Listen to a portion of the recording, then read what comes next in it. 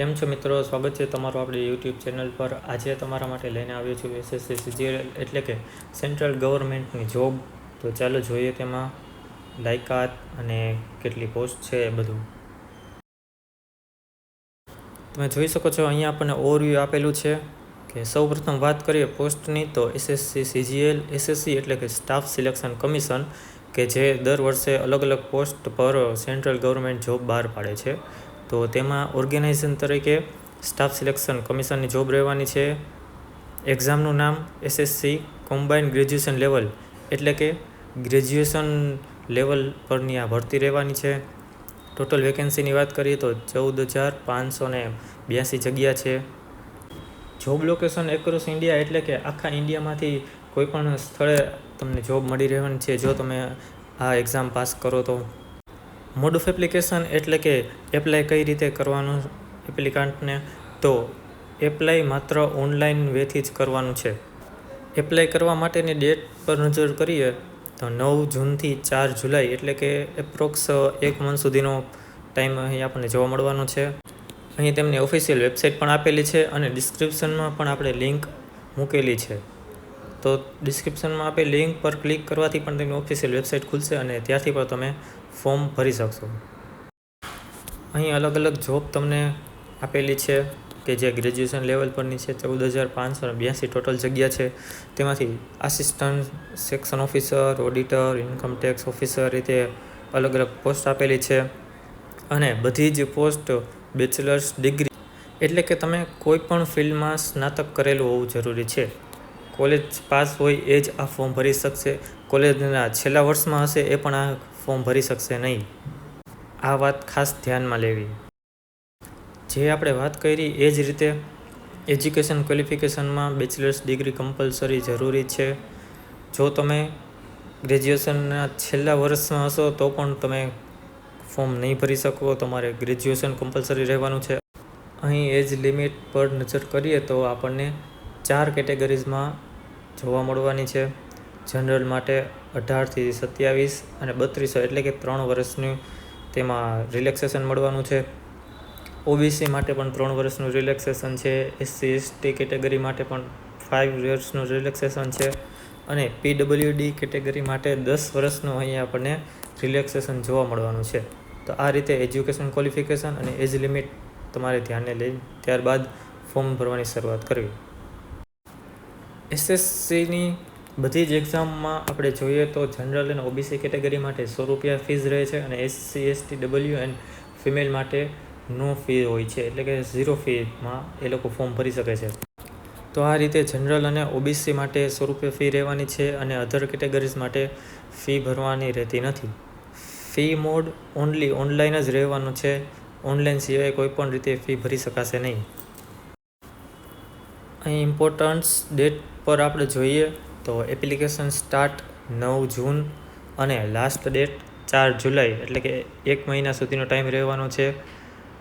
Admit card release August 2025 accepted એટલે કે admit card કે જે તમારી એક્ઝામ માટે ખૂબ જરૂરી છે એ તમારે ઓગસ્ટ મહિનામાં આવે એવી શક્યતા છે એવું કહેવા માગે છે।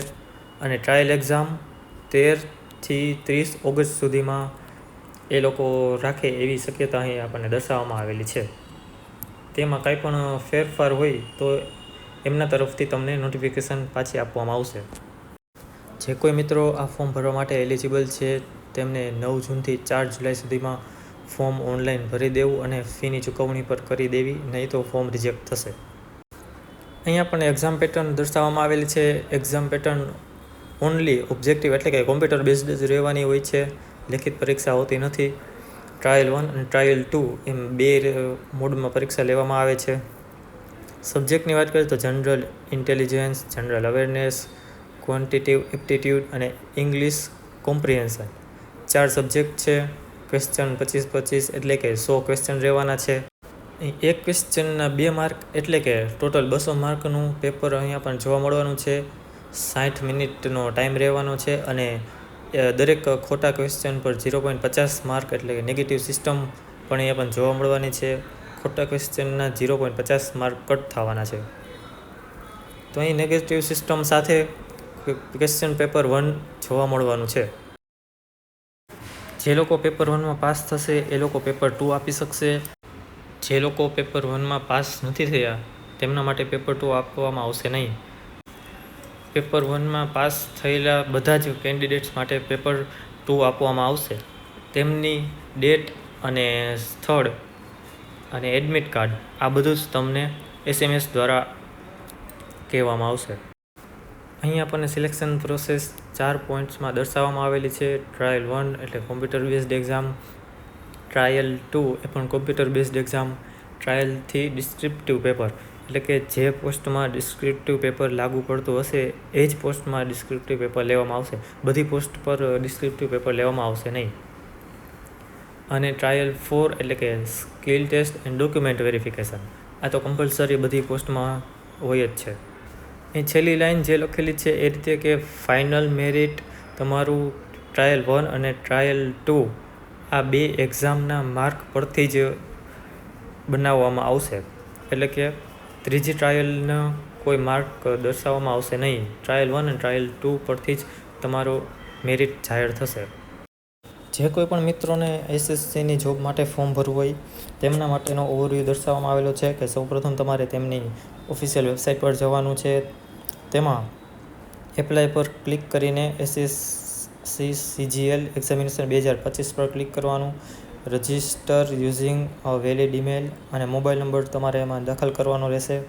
પછી ફોર્મ તમારે આવશે એ ફોર્મ ફિલઅપ કરવાનું રહેશે. એમાં બેઝિક ડિટેલ બધી ફિલ કરવાની રહેશે અને તમારો ફોટો અને સિગ્નેચર એટલે કે પાસપોર્ટ સાઇઝ ફોટો અને સિગ્નેચર અપલોડ કરવાની રહેશે.